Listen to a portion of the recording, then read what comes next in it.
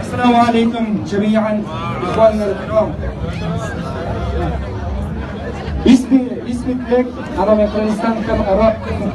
قرغيزستان تقوى اسيا الوسطى. عدد السكان 6 مليون.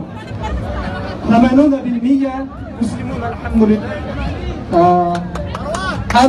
هذا القصيدة سأقول لكم. هذا أطول القصيدة في العالم. 500,000 بيتا شفويا ليس مكتوبا. سأقول لكم إن شاء الله.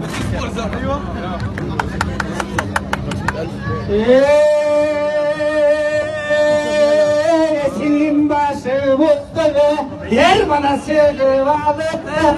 İki cagın karasan, gülüm karı sozulun.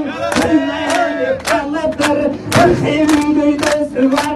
Kıyamazsan gözü var, kalkınmadı bebeğim. Kundamızın sözünü, bir var bebeğim. Kaçırır şeyler var, Arap'ın sahiplerden. Kalkamının satı var, kuyruğun var.